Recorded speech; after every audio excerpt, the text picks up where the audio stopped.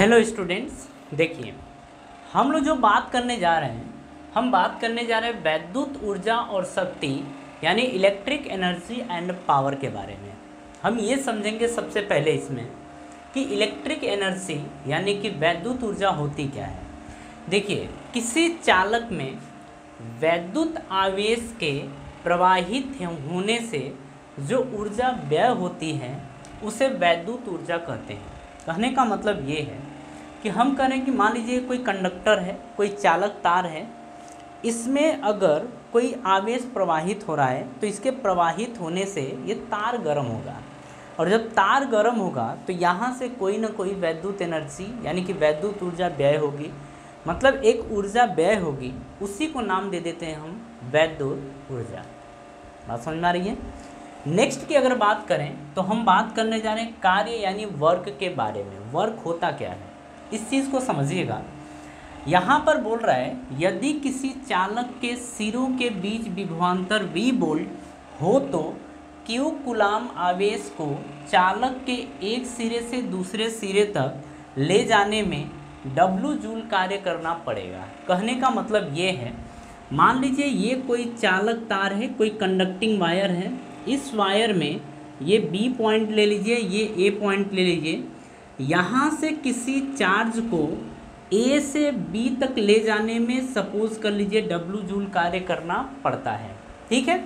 और इसका A से B का विभवांतर अगर V है तो हम कहेंगे कि इस विभवांतर में इस चार्ज यानी कि आवेश को A से B तक ले जाने में हमें W जूल कार्य करना पड़ेगा। बात समझ में आ रही है। यहाँ पर अगर कार्य की बात करें तो हम बोलेंगे, यहाँ पर बोल सकते हैं कि आवेश गुणे विभवांतर यानी कि W = Q × V, आप ये बोल सकते हैं, ठीक है।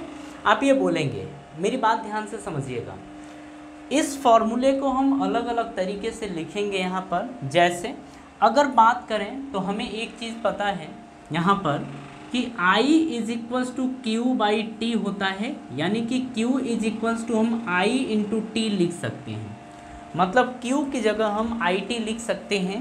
कहने का क्या मतलब है कि W = Q की जगह आप I × T फिर V लिख दीजिए, इसे आप लिख सकते हैं VIT, यानी कि W = आप VIT लिख सकते हैं, ठीक है।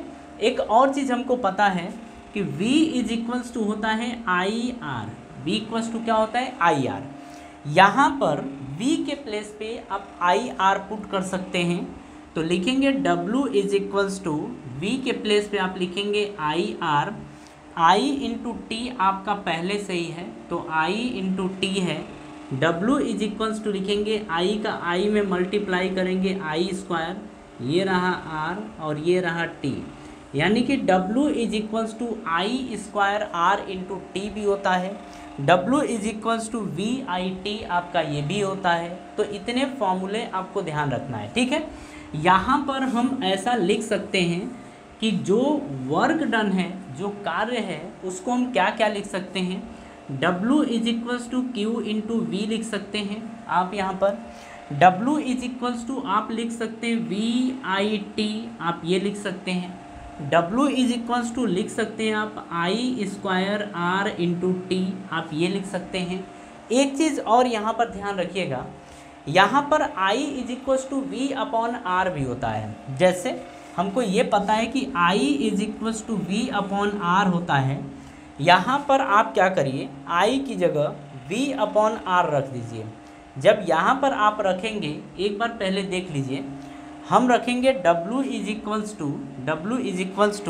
V की जगह V रहने दीजिए, I की जगह V/R रख दीजिए, रखेंगे V/R × T, इसे आप लिख सकते हैं V² R × T, आप ये लिख सकते हैं W की जगह। यानी कि आप कहेंगे कि W = आप लिख सकते हैं V² R × T। जो ये फॉर्मूला है, ये फॉर्मूला आपको याद रखना है, मतलब इतना टफ नहीं है। यहाँ पर हम फॉर्मूले को फॉर्म किए, फॉर्मूले को बनाए हैं, तो आप यहाँ से लिख सकते हैं कि W = Q × V हो सकता है, VIT हो सकता है, I² R × T हो सकता है, V²/R/T आपका ये हो सकता है वर्क डन का फॉर्मूला। बात मेरी समझ में आ रही है?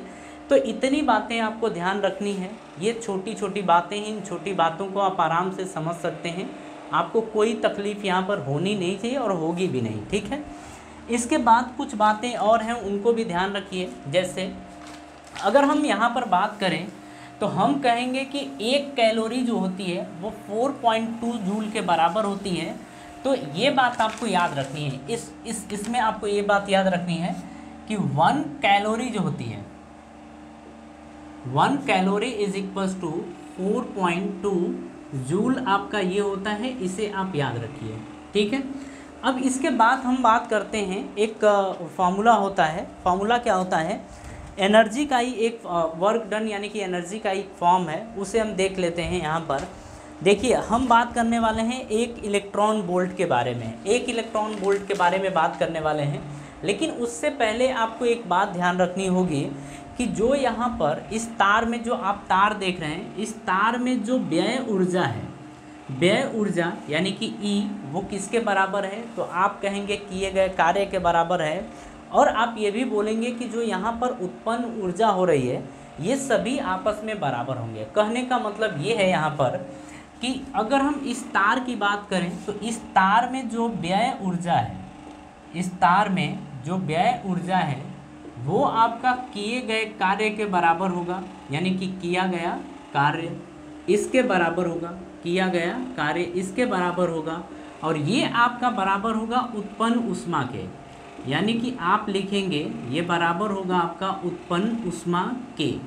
यानी कि आप बोलेंगे कि व्यय ऊर्जा यानी कि E ये बराबर होगा किए गए कार्य यानी W के, और ये बराबर होगा उत्पन्न ऊष्मा यानी कि H के।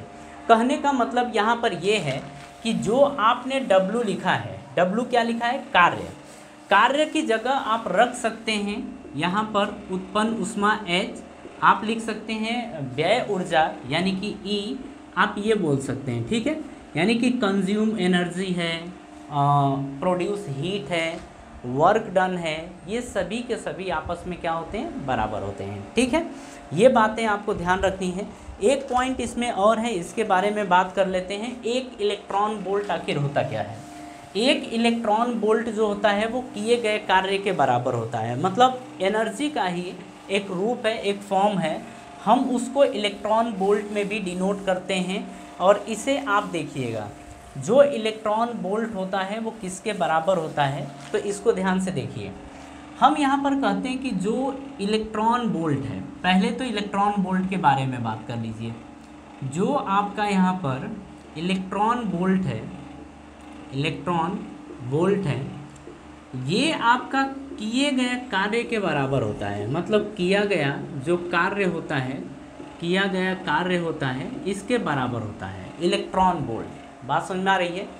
यानी कि आप यहाँ पर बोलेंगे कि एक इलेक्ट्रॉन वोल्ट जो होती है वो आपके किए गए कार्य के बराबर होती है। यानी कि आप बोलेंगे यहाँ पर ये बोल सकते हैं कि W इज इक्वल्स टू होता है Q इंटू वी।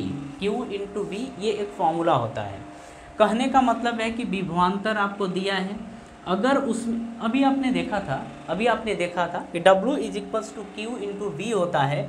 यहाँ पर हम बात कर रहे हैं एक इलेक्ट्रॉन वोल्ट के। अब एक इलेक्ट्रॉन वोल्ट कितने जूल के बराबर होता है हम उसकी बात करते हैं।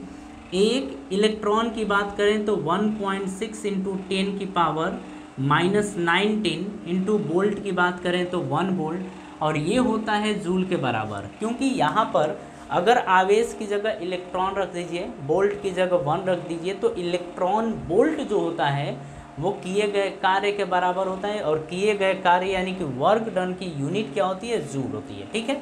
आप यहाँ पर लिख सकते हैं कि 1 electron volt is equals to 1.6 into 10 की पावर -19 जूल।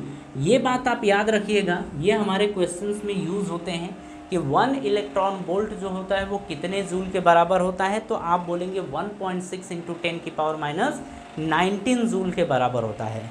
मेरी बात समझ में आ रही है?